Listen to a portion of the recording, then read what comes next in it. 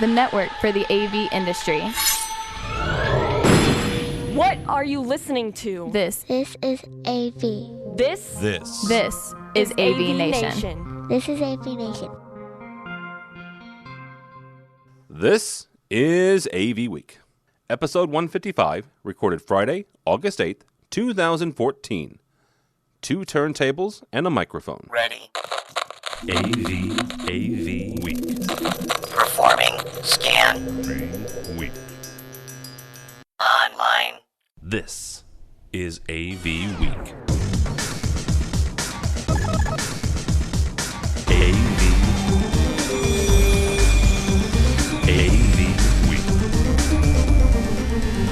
This is AV Week, your weekly wrap-up of audiovisual news and information. My name is Tim Albright. I'm your host. Good afternoon, good evening, good night, whenever you're listening and or watching this. If you're watching live, it's afternoon in most parts of the continental United States.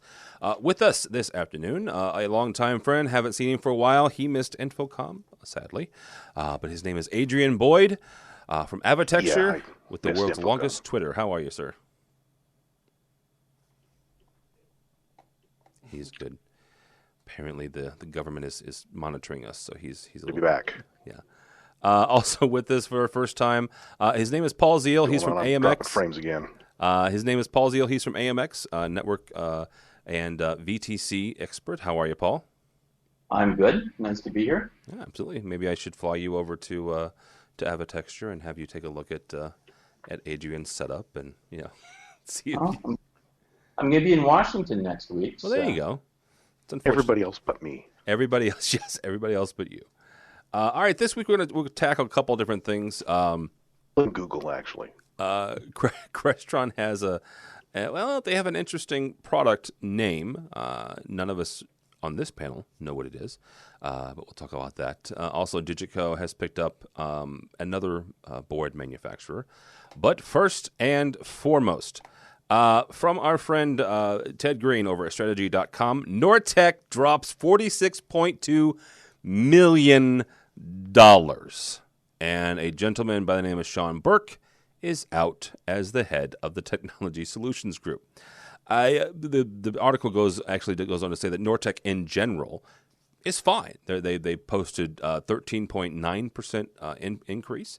To $718 million, up from $630 in 2013. However, in something that's kind of interesting, the fact that they broke out the AV division earnings, I guess is the best way to put this, and said, oh yeah, by the way, this group over here, not as profitable as the rest of us. And then Mr. Burke goes on, according to the press release, to pursue other interests. Which in the world of press releases, 9 times out of 10 means that he has been asked to tender his resignation to go seek employment elsewhere. I don't know that that's what happened, but good Lord, that's usually what that wording means. So Paul, let me ask you this: you've been around AV a long time. You've watched this Nortek group kind of take shape over the last few years. What's your take on the fact that, first of all, Nortek needed to say, hey, by the way, this group is not as profitable, and also the exit of Mr. Burke? Well, a lot of this sounds to me in a public company, and it's actually very interesting because for the last 6 weeks or so, I've belonged to a public company again, and you can pick up an awful lot about the company you work for from the SEC 10K filings. Yeah, and that's not necessarily there. And my guess on why they broke it out is there's a possibility that they say that that's not the core product set for us. And in breaking it out, they're showing that that's where their weaknesses are. And if they're looking to spin it off into something else, hopefully the shareholders will say, oh, they got rid of that dead weight and work on the stock. So I'm curious if it's if it's interesting that they're going to break some things off. Because there's some odd mixes in there. They've got TV1, who used to be a consumer-based home-type system, but they've really grown more into the commercial space and doesn't fit in with the rest of the Kramer, the Geffen and Furman and some of those other pieces. So it might be interesting to see if they're going to try to reorganize that, either realign or get out of the AV business. It's very difficult for a company that doesn't concentrate on AV to play in this market. Do you think, you mentioned possibly reorganizing, do you think it's something where they would take the entire AV group and say, Mr. Investor, Mrs. Investor, Mrs. Fund manager, take this entire group? Or do you think maybe that they'll piecemeal it off one piece at a time? Maybe there's one or two divisions or one or two sub companies that aren't doing so hot, and maybe there's one or two shining stars that are doing just fine. There's one or two pieces I would like to buy. But I don't get a say. So I will mention that Paul is a part of a publicly held company. Well, and mention even more that Paul gets no say in what that publicly held company does. And I don't either. I don't own Harman, although that wouldn't be a bad investment. Nortek right now may not be, but I'm not. If I could backdate it a year, they're up like 100% over the last year. Good night. Their stock has just been screaming. Shoot. Did you guys work out? You guys never. I shouldn't ask you that. Never mind. I'm not going to ask about stock options and stuff. Well, we haven't. We're still in the merging stage. We're told that things are supposed to be complete by October 31st. Okay. But other than people calling and asking for technical favors, I really haven't gotten much information on Harman. No, I have a Harman friend anyway. Yeah, Bradford Ben gets me all the. He got me a pair of he got me a pair of headphones once. That's what he got me. So he gets to make decisions. We did get invited to the amazing Harman employee-only yard sale. Really? How was that? Getting all our consumer AV gear at about 70 to 95% off. And so when will AMX be part of that yard sale? I don't know when we'll be part of the yard sale, but I loaded up on Harman and JBL. Very nice. Very nice. All right, Adrian, before we get Paul fired, what do you think of Nortek? Singling out the AV division and Mr. Burke being shown the door, as it were. Well, when we look at Nortek, they're kind of. I think they're seeing some of the reaction that the industry has kind of seen in terms of residential. It's been a little slower. It's starting to pick up, but they have a lot of manufacturers that are complementary to each other. That there's a lot of overlap in what they do. You've got Geffen and TV1. They have some products that compete with each other. Magenta, which is the TV1. So when I look at a lot of what they do, I think there's probably going to be some merging of some of these companies, or at least eliminating some of the companies that don't fit their core over time. And they're also one of the biggest HVAC companies in terms of what they've got, and ventilation. It's a big hodgepodge of all sorts of different technologies, but there's a lot of overlap in a lot of things they do. Yeah. All right, Adrian, you might want to restart something. Shut down. I don't know. Shut down your I'm gonna drop out and come. Your AOL Instant Messenger, and restart. So, while he does that, we'll talk with Paul about another company making headlines this week, and that's the fact that DiGiCo. Okay, so DiGiCo and Allen Heath and Calrec rather. They're forming a new pro audio group, according to this piece from Sound and Communications. The way that the story was first told to me, though, was that it was DiGiCo buying Allen and Heath to form this new company. Now, it depends on how you read the press release or how you read the piece. Regardless, the same company that owns DiGiCo now owns Allen and Heath. And it's interesting to me the fact that over the last few years, a number of significant audio console companies have combined forces. The most striking one to me is still the fact that Midas is now owned by Behringer. Nothing against Behringer, but Behringer is a economy brand board manufacturer and console manufacturer, audio manufacturer, and Midas is more on the other extreme. So all of these different companies kind of consolidating efforts. Paul, do you think this is more indicative of kind of still a backlash of the economy and where we've been? Or is it just, this has just been a good time for companies to kind of combine sources? The press release does mention the fact that both groups have an awful lot of really good engineers.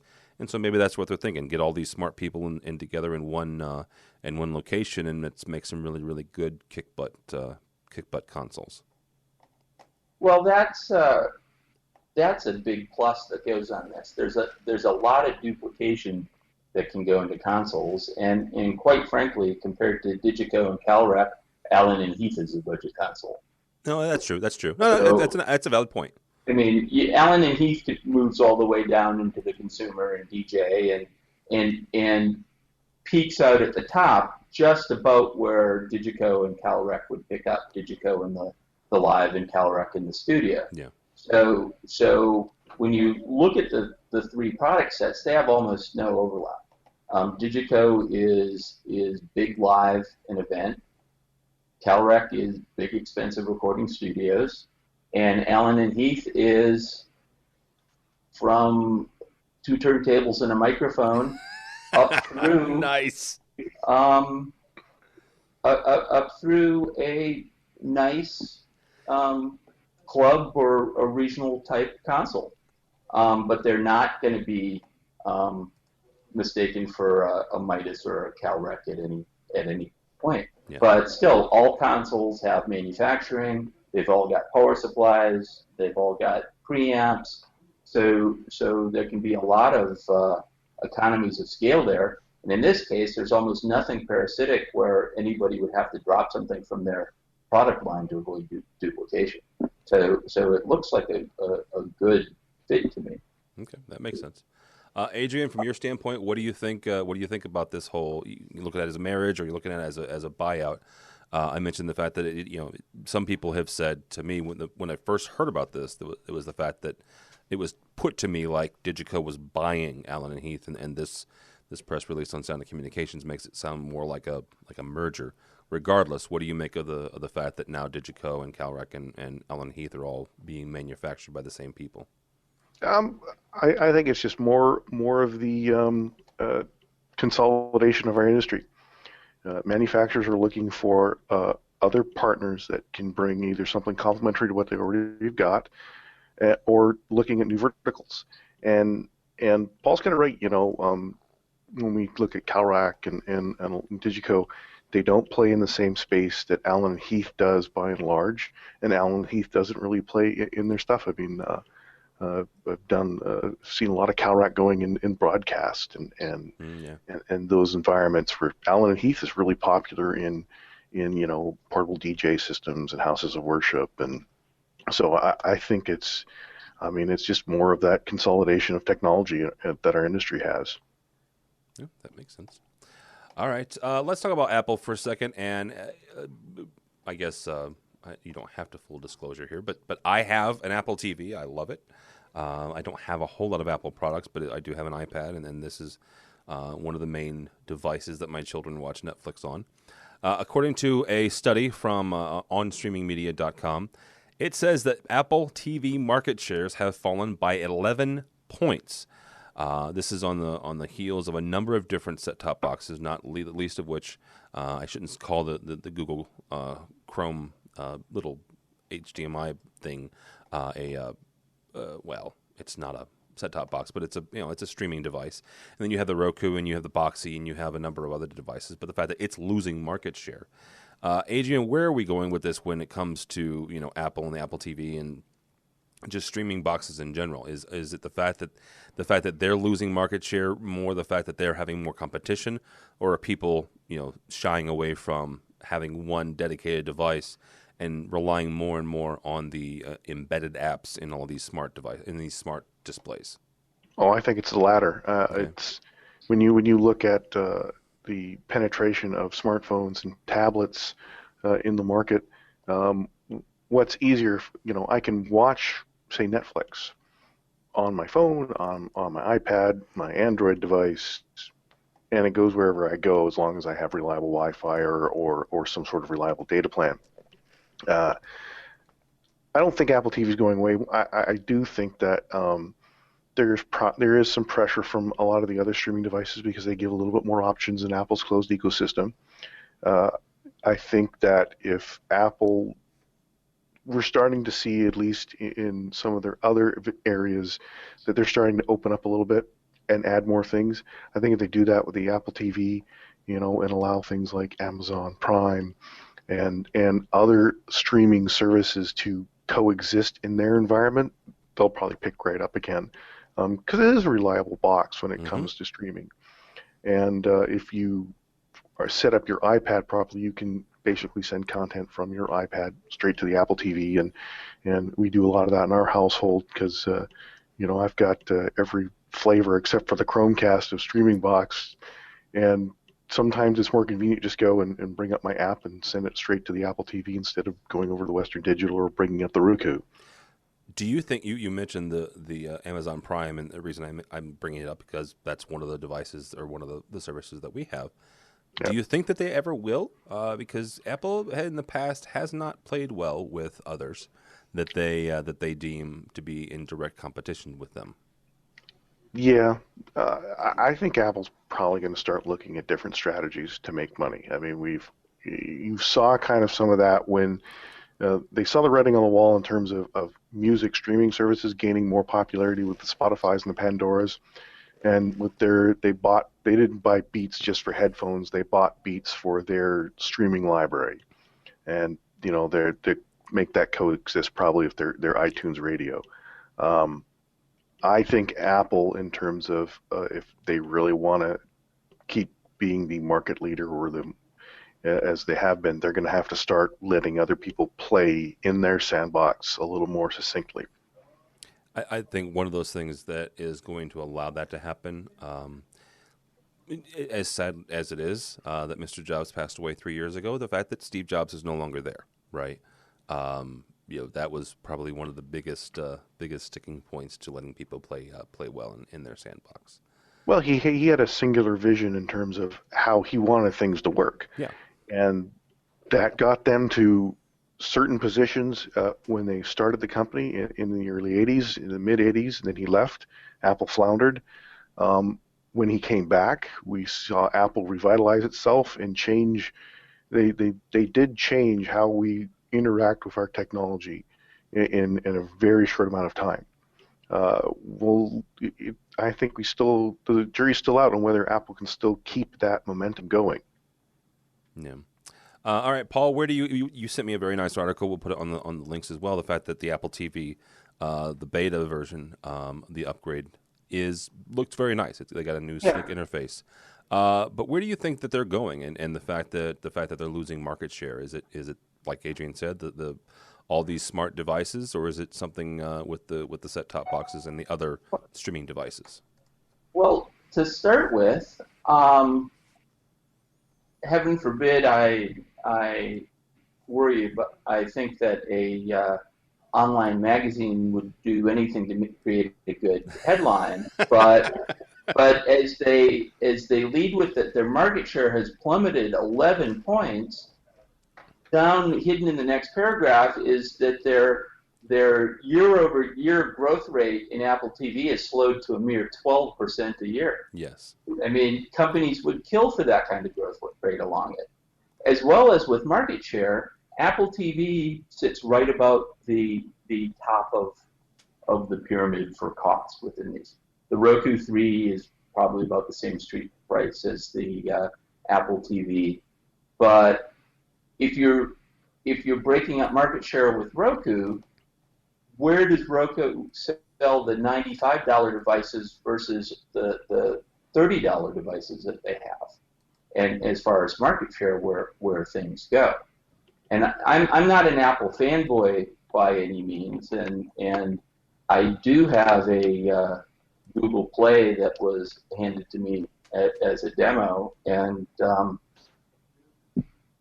I hate having to fire up a touchscreen to go onto Netflix on my iPad or on my Android tablet to be able to play something on the TV, as opposed to, at least the Apple TV has a remote control, and you have some pieces between it. But the Roku is a very simple device with a remote control, and works just like the cable box that people have. And I'm wondering if some of it is that we're past the early adopters, and the people who are picking up these devices now are either picking up, one for, like I do, where I stuck the Google in my bedroom. Yeah. Or so they're picking up a lower cost second device, or they're people who don't have big needs. And I'm not a guy for streaming. I do Netflix, Pandora, maybe YouTube if I have to watch something long, but I'm not a unplugged guy. I watch more streaming because I have IPTV distribution in my house on that side, which also doesn't work. Of course you do. Well, yeah. Doesn't everybody? Well, Sure, kind of. I'm a humble design consultant and independent programmer, so I don't work for a public company. Let me tell you, when I buy AMX gear for myself, I buy it on eBay. Really? Oh yeah. If you watch the sales, it's you can get incredible deals. You can't really use it for professional integration, but it works fine. And if something doesn't work, I can probably walk upstairs and find somebody who can fix it. Well, you do have that option. Again, Adrian and I do not have that option. Warranty? What warranty? Yeah, what warranty? Huh? What? Yeah. Paul, where'd you get this? We've sold. Yeah. Does this say Panjo in the back? Good Lord. All right. I'm trying to weed out the Panja stuff. Well, thank you. The entire AV community thanks you, and I'm sure everybody down there in Texas does as well. So, especially my buddy Sean Robinson. Yeah.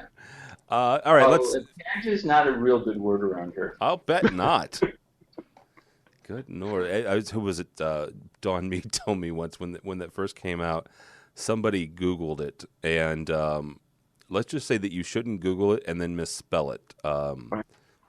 Yes. Very not That's safe sorry. for work things will happen on your computer. That got emailed around the AV industry really quickly. Oh my, yeah.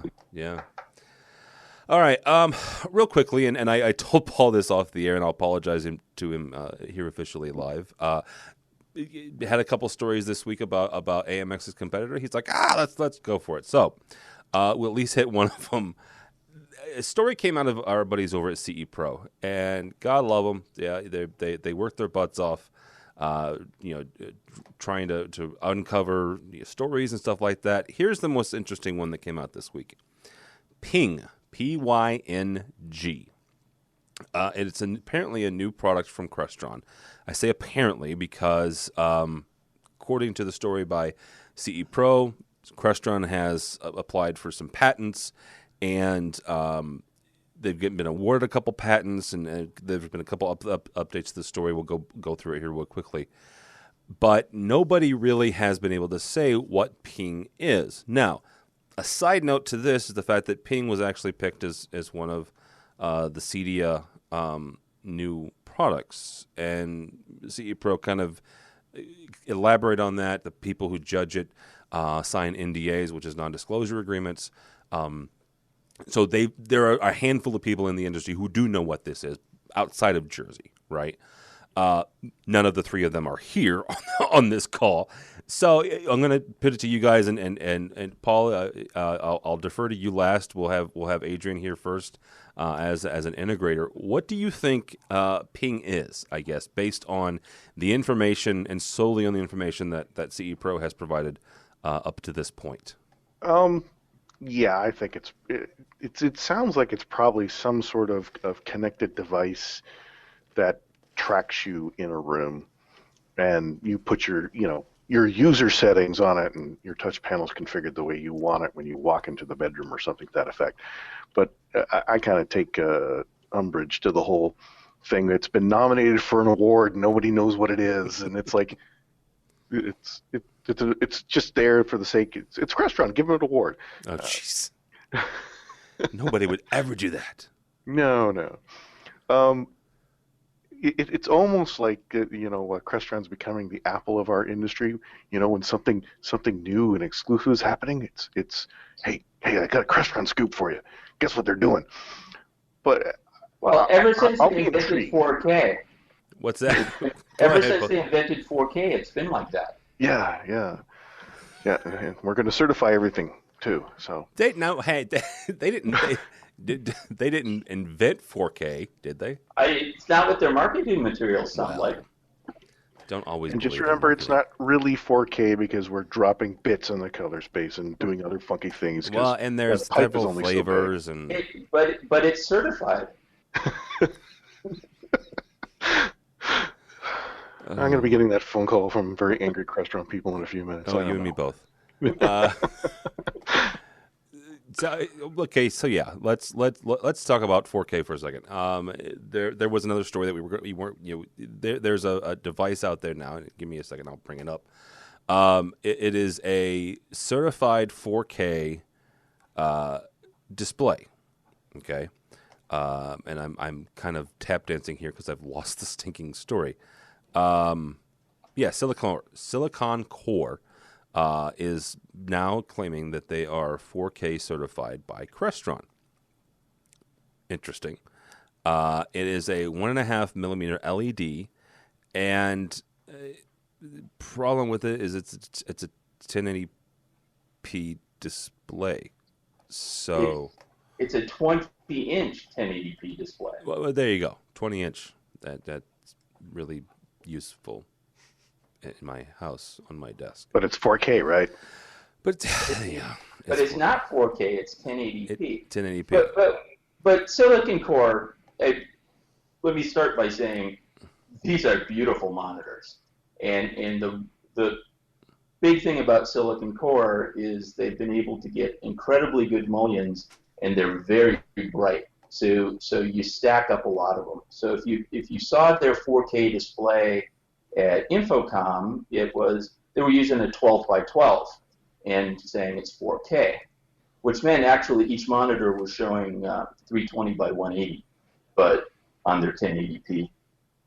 But Silicon Core also doesn't make the back-end processing that splits it across those walls.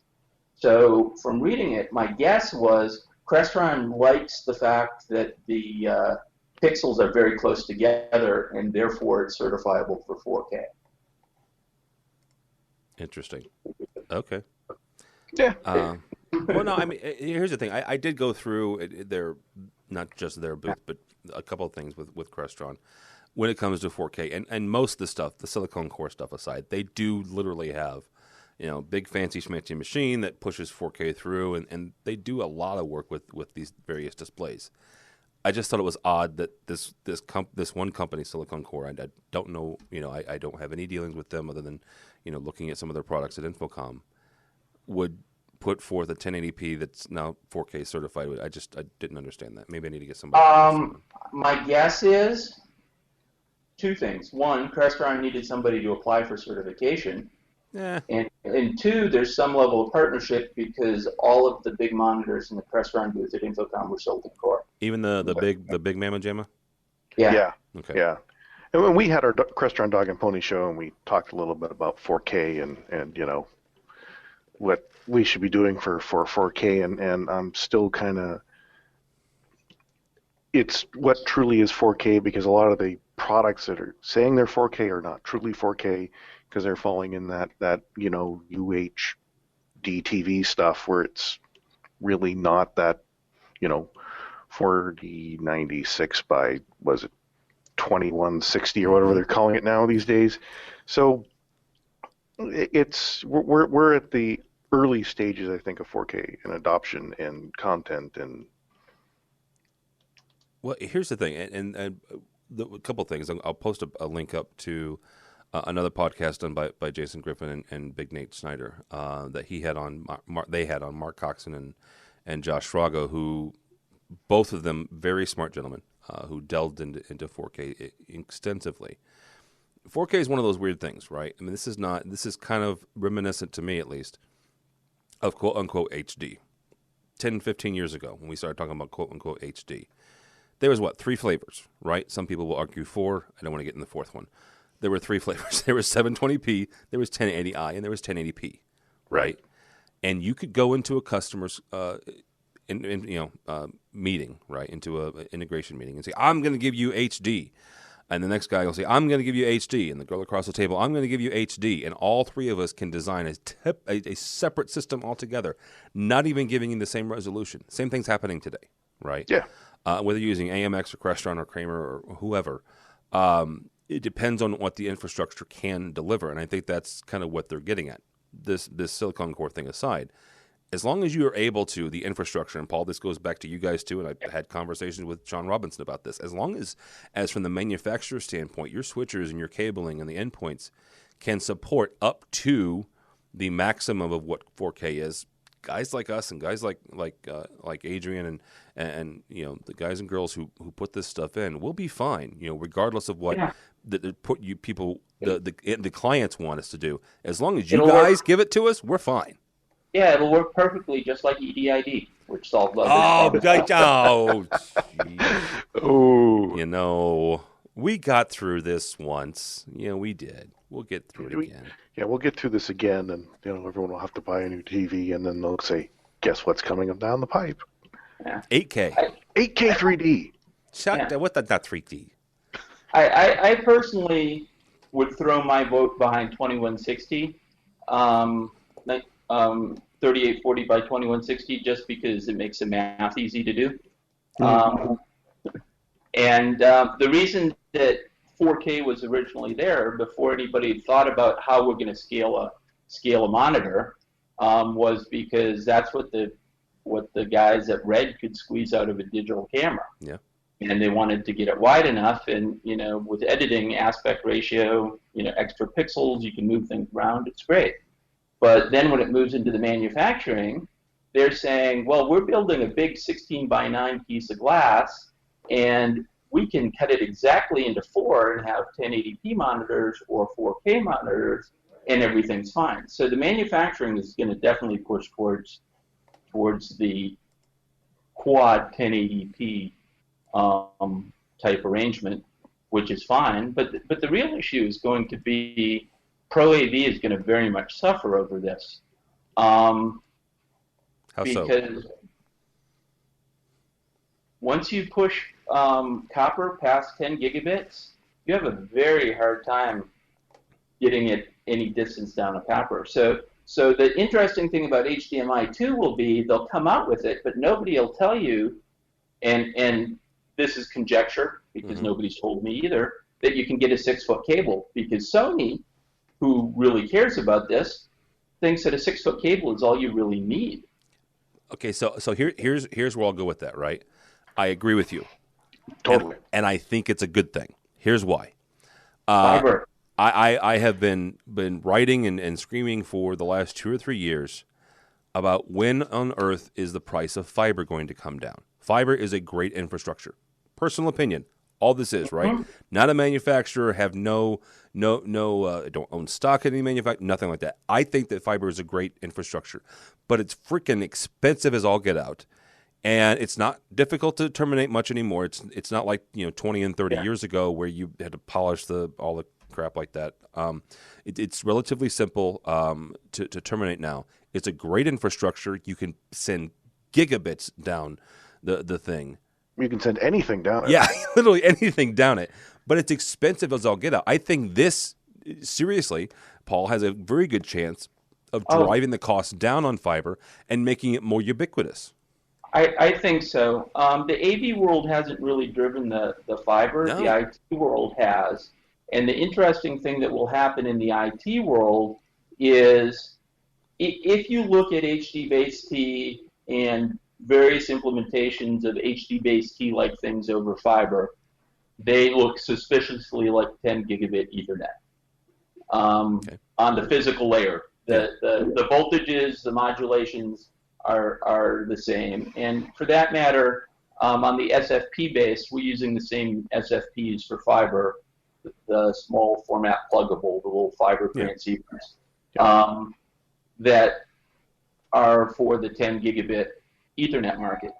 Because 10 gigabit Ethernet is becoming more commonplace, those prices are dropping. There are not enough fiber switches in the AV industry to ever bring down the price of those things, but Cisco decides to run a end of quarter special, and suddenly the bottom drops out of the market because it becomes a commodity.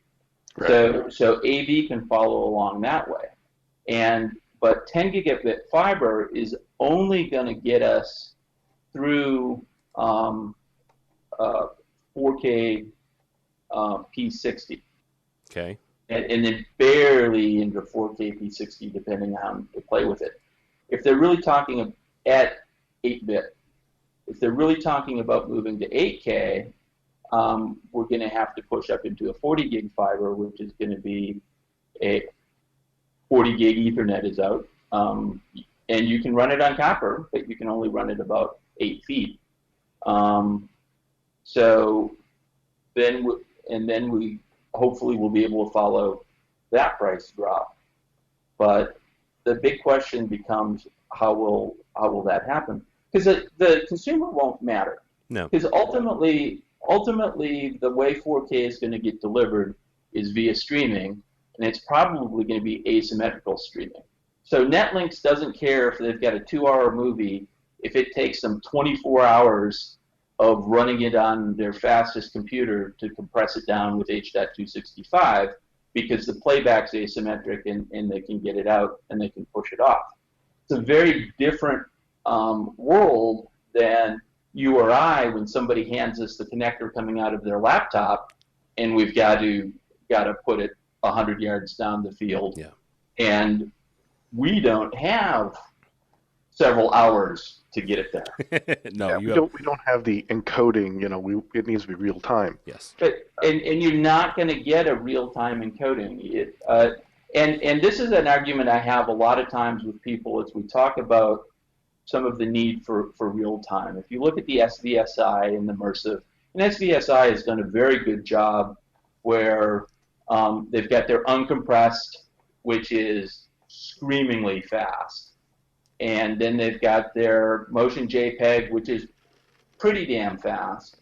And then they've got their H.264, and there's no way anybody is ever going to get any of the MPEG formats to look good if I'm trying to wiggle a mouse and watch it on the screen. I'm going to go nuts. There's just too much latency built into any of the MPEG processes to do that. And so it's going to be, are we going to be able to deal with latency, or are we going to put big fat pipes, or is it going to be somewhere in between? And I would argue somewhere in between. AVB stakes their world on it being there at exactly the right time. Yeah. Which is very important if I'm running delay towers in a stadium. I want them all synchronized really damn well because I'm going to have phases bouncing around. But on the other hand, I work in enterprise AV.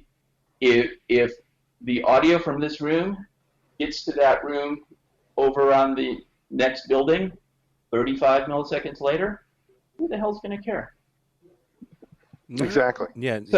So I think that you're going to start to see a balance. So you'll see my perfect world would have something where we can ingest and then have various levels of, one of the things I look at in a big switcher just to pump things in our DGX line, my view is I run HDMI in the rack, I run HD base T in the room, and if it's leaving the room and going to a core, I run fiber. Because I'm dealing with a cost-hassle balance on where things go. And the fiber is a little more expensive, but on a long run, and especially if you're pushing 100 meters on HD base T, Cat 6E ain't cheap, and you can't ever find anybody to field terminate it right. Oh, you're not looking. You're not looking good. Well, I'll terminate Cat 6E all day. Not a problem. I shielded, yes, all day. Not a problem. All right. Oh, Before I do fiber. And that's fine, but I'm talking to consultants who are saying we're putting out our bid specs that we're only allowing installed factory terminated certified cabling. So if you're talking, which means you're pulling with an RJ45 on it, which is not good. No. Which is not good, and a factory certified cable. And now, if you as an AV integrator say we're going to terminate, but the consultant says we have to certify, you're into a $9,000 to $10,000 ideal or fluke meter to certify it. Yep. Whereas your fiber, if you want to certify it, you buy your $600 owl. If you just want to test it and not have it calibrated, you buy your $200 owl, and you're there. Yeah, and Paul makes good points. I mean, one of the big things when we talk about fiber is traditionally fiber is, at least in what I've seen in the last couple of years, it's in military applications, certain government secure applications, and then when we have to go long distances. That's the only time fiber is really getting used and talked about in the sense of creating backbone infrastructure. It depends on our clients whether or not they want it or not. And see, that's why I am excited about the fact that all these higher resolutions may very well push the need for fiber.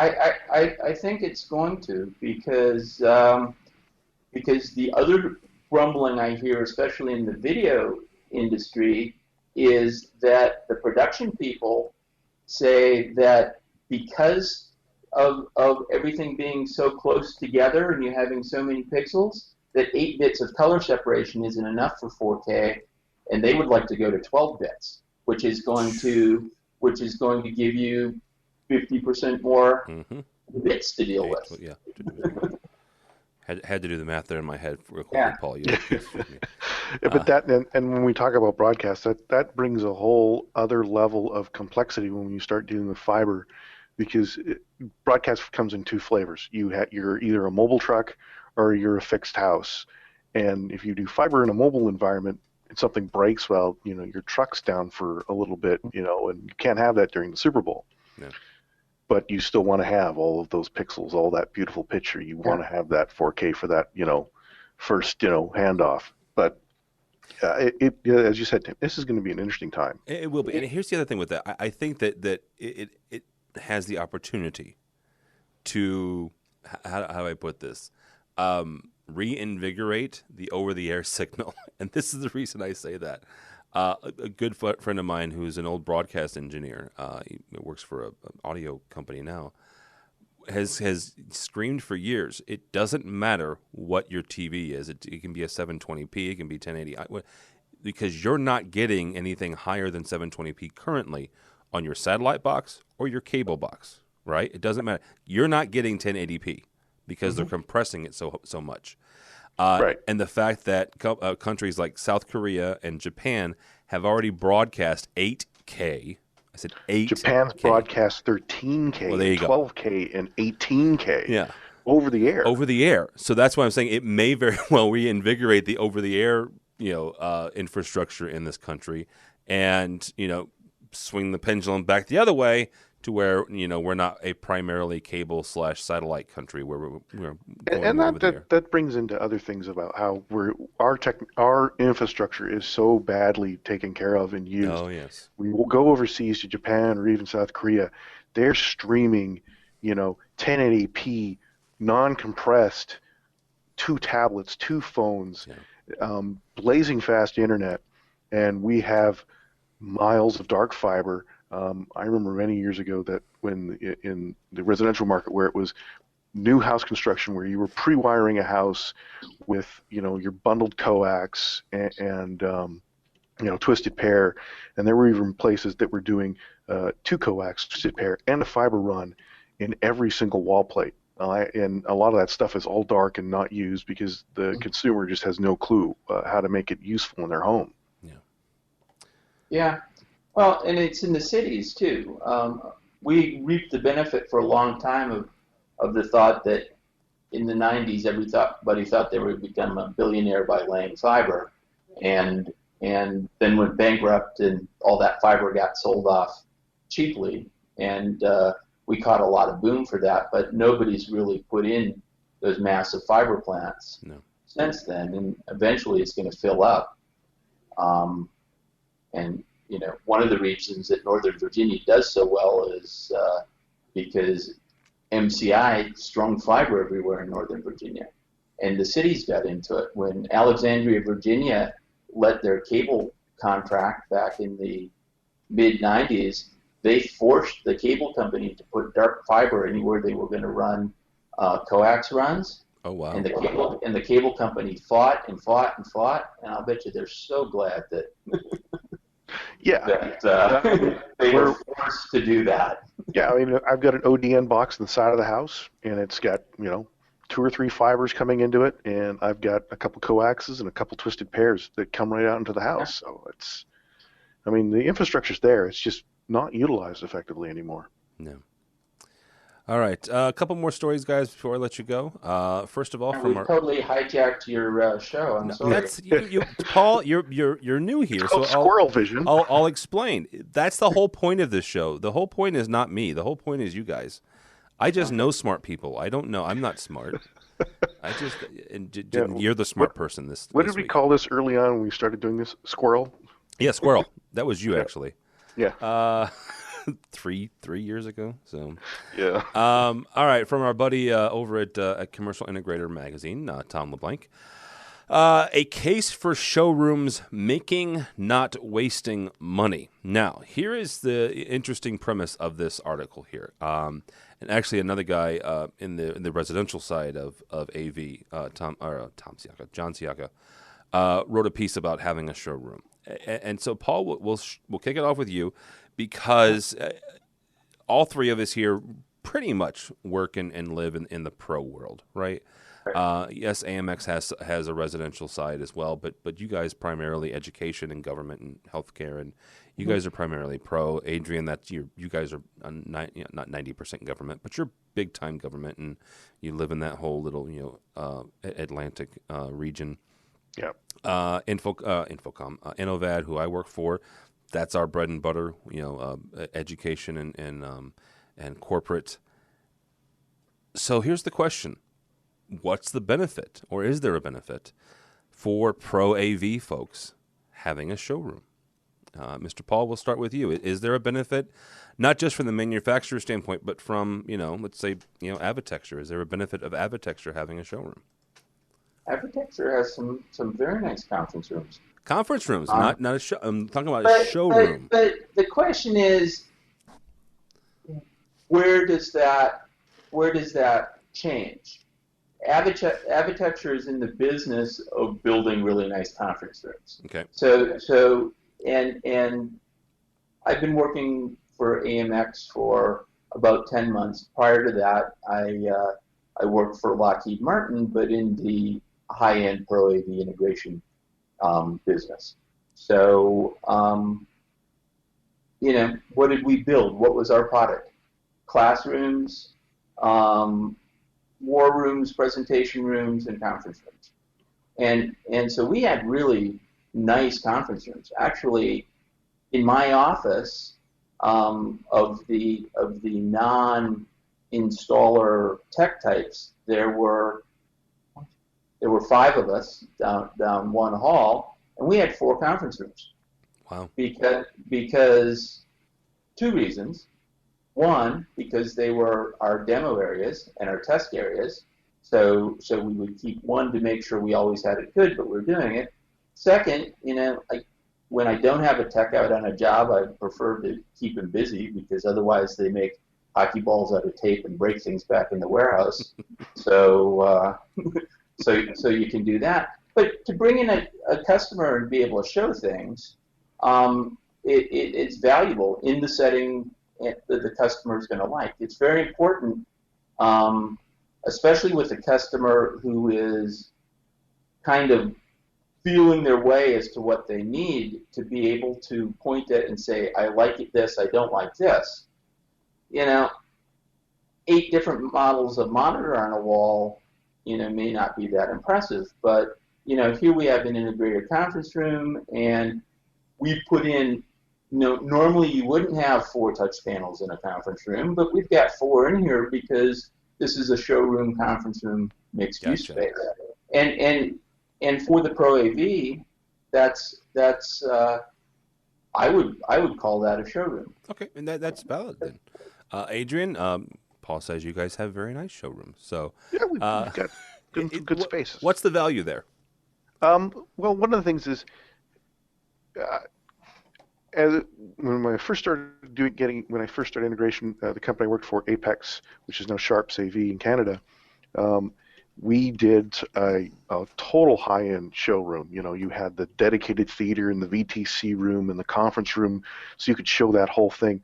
And even now with integrators, it's valuable because if you should be bringing clients in as much as possible and bringing in vendors and showing how technology functions and how they interact with each other. And it's very hard to explain things like, say, a barcode click share to a customer without them physically touching and seeing it. And you always can't bring that to somebody. So if you can get a customer to sit down in an environment that is somewhat sterilized, but you need to show them how it works and get that look and feel and functionality, because sometimes I've found that clients don't quite understand what they want. They have a pretty good idea, but sometimes they can't explain exactly what they want. And if you give them the ability to kind of go, oh, yeah, this is what we're looking for, but we want it to do this, or we want a VTC environment, but we need it to work like this. But then on the flip side, you can also show them what is a best use for an environment. I've walked into tons of video conference rooms where it's the wrong table, it's the wrong paint, the wrong lighting, or the wrong acoustics, and then you have to sit there and work with that client and saying, hey, you've just built this great space, it's all wrong. They don't like that. No, and now you have to spend all of that money trying to fix it, where if you could say, this is what a typical VTC room should be like, or what a telepresence room can feel like. And if you look at a lot of the major manufacturers, especially in major city hubs, New York, San Francisco, DC Metro, Philly, Boston, you name it, they have these little hubbub show spaces where they're showing their technology, but they're showing really how it's supposed to work in an environment.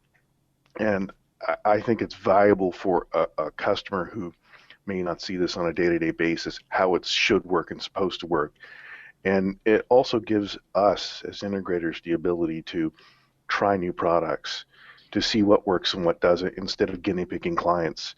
I'm not a fan of saying, hey, look, it's the brand new spangled box, we're going to sell it to you. And then they wonder why they're angry at you when you're spending 6 weeks going, I don't know why it doesn't work. It worked at the trade show. Because you haven't updated the firmware, Adrian. It's exactly. The firmware. Yeah, the firmware is the problem, right? Is it Tuesday already? Time to update firmware again? Jeez, yes. Very nice. Depending on which manufacturer you are, yes. Yeah. So, and if you noticed in the article, they talked about Steelcase, and I remember many years ago when Steelcase was getting involved with the idea of having an AV integrator as part of their environment, because their whole thought was collaboration and integration of technology, and what better way is to bring AV integrators and partner with them, or buy or start AV integrators outright. And it makes sense. Integrators, you don't need to have the latest and greatest, but you need to show functionality and usability to customers. And the other thing is, if you do it right, you can bring people in. If you've got a good functioning VTC room, rent it out. It's not sitting. If you're not using it, rent it out. Bring people in. Yeah. And get some revenue cash out of that thing, and then people go, maybe I should buy one of these. We like this. Or maybe go ahead, Paul. Or I'm going to say, I would say that for an AV integrator, a space they use / showroom is a better investment and probably a better showroom than having a big hall with with mobile displays. And another thing that doesn't probably get done enough in any industry is forcing AV integrators to actually be consumers of integration will hopefully make them be better integrators. And I work for a manufacturer, and here comes my politically correct, but I don't know how many times as an integrator I would be out in the field and I would be cussing up and down, swearing that whoever designed this has never screwed anything in a rack in their life. Yeah. And you know, the empathy that comes with being on the other side makes you better at your job. Yeah. So when you always do the panel that way, and your fourth meeting in a row, you realize, oh man, it's 3 pages deep to hang up the VTC. Suddenly you stop doing that to your customer. Yeah. Yeah. Yeah, absolutely. All right. Well, you can, if you'd like, that gentleman right there, his name is Paul. You can, well, you can go learn from him, I guess is the best way, is what I'm trying to say here on a Friday afternoon. I apologize. You can go to the Infocom Networking for the AV Industry program. It's going on in Texas next month, September 10th through the 12th. If you're going to CEDIA, don't bother because, well, that's the same dates as CEDIA. So, yeah, don't do that. But if you're in the DC area next week, is it, Paul? Yep. You can go learn from him then. So where are you going to be, and what's the deal with that? Next week, I'm speaking at the opener of the AMX Roadshow. Go to amx.com because I only go to the ones they tell me to go to. But we're going, the East Coast run starts in DC, Philadelphia, New York. I'm only going to be appearing at DC on this section. But because it's DC, and although I live in Texas now, I spent the previous almost 20 years doing AV integration in the DC area, so I'll at least be able to find people to buy me beer if I agree to speak. And one of the big focuses that we're going to have, and we're talking about essentially the issue, which has been forefront in the government, but is becoming more and more prevalent in the private area, of AV integrations being hampered by IT and security policy. Yeah. And I hate to say it, but it's not really the fault of the IT and security people. It's the AV industry has not kept up with the pace of that, because historically, if somebody was building a room and it needed an Ethernet switch, they went to Walmart, they bought one, they slapped it in there, never touched into the IT world, and everything was fine. But as unified communications, cloud applications, remote management and monitoring come in, it's becoming impossible to build a modern conference room without interconnection to the network, and so we have to abide by those policies.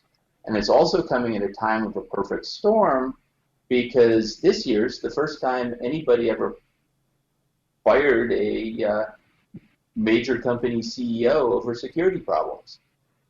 And it didn't happen in their servers. It happened in an air conditioning box. Yeah. And I keep awake at night, dreaming 60 Minutes sitting in my lobby when I come in because somebody came in through a touch panel. And we don't want that to happen. But so there's now, combined with the fact that we're getting on this, we're behind the curve, there's a hyper awareness within the industry of all of these devices where you used to say, it's an appliance, don't worry about it, we'll just stick it on the network. And that's not flying anymore. No, it's not. We've covered on this program a couple different times the security issue and the fact that we have to keep up. Otherwise, there will become a time, and they may not show up at your desk, but they may show up at the integrator's front door. 60 Minutes, that is, saying, "Hey, you let somebody in through this device. What do you have to say for yourself?" And it's across the whole industry.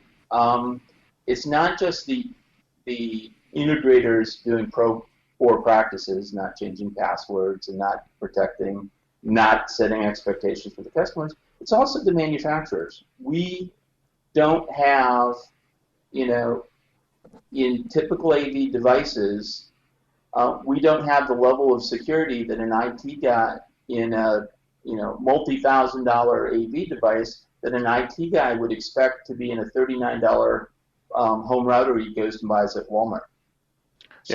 So there's a complete disconnect in the expectations and levels of capabilities between the two industries right now. Yeah, Paul makes some really good points. I mean, when the whole Heartbleed vulnerabilities came out, I think I can count on my hand how many emails I've got from manufacturers saying, you don't have to worry about it, or you need to patch your firmware.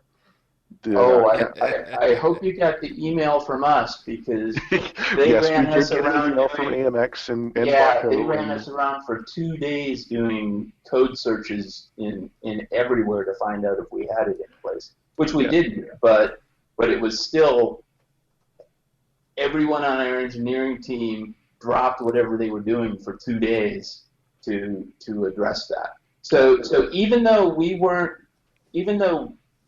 vulnerable, it's still, God, who knows, probably cost us 100 to 200 man days of effort just making sure we weren't vulnerable. Yeah, and that costs money, regardless of whether you're a public or private company. Yeah, that's why nothing's shipping until March. and there you go. I'm so fired. I gotta cut off Sean's internet this week. That's our scoop for the week. Nothing from AMX is shipping until March. And if you're listening to this, that's a joke. That's a joke. Sean, get back on the road. That's for Sean Robinson. So, all right, guys, thank you so much. Paule Zielie from AMX. Obviously, you can catch Paul at a couple different places teaching. He taught at InfoComm 2014 this past June. But where can people find you or find out more about AMX? Oh, if I'm willing to talk to you, you already know where to find me. But you can go to amx.com or call AMX, and you might be able to get filtered up to me. Right. Just as far as the InfoComm Nouns goes, that is an InfoComm class that we happen to be teaching here. I was one of the developers of the class, and when I moved here, I saw I had a great big classroom of my own, so I offered to teach it. And September is the only one on the schedule right now, but we're doing it about once a month for the next year.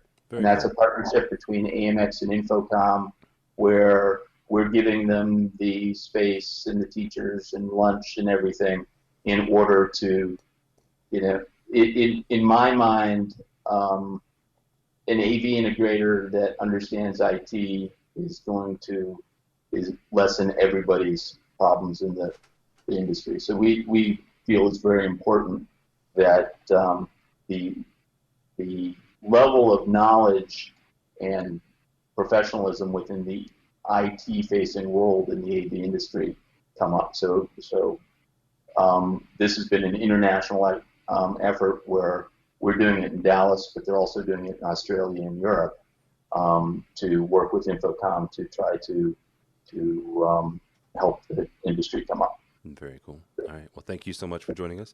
Adrian Boyd, as always, sir, now that you got your internet up and running, thank you for joining us.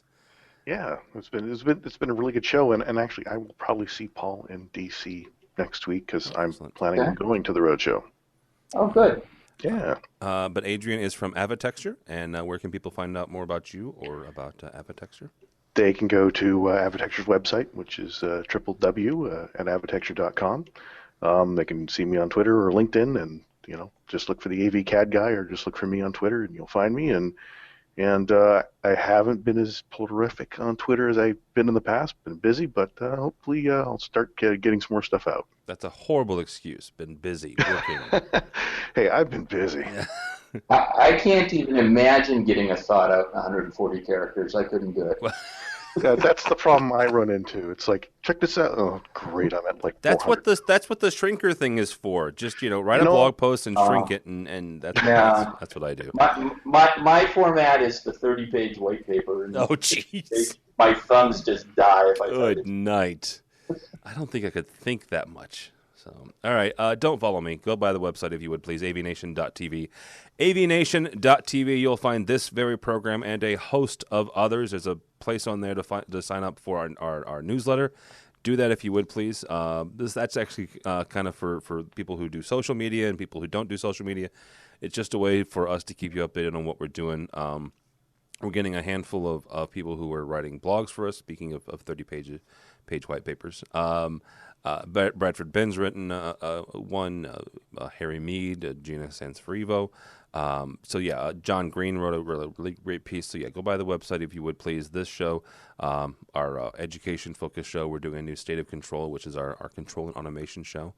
And actually, we're going to have a gentleman on there from AMX this month. So go by the website, avnation.tv, avnation.tv. Thanks so much for listening. Thanks so much for watching. This has been AV Week.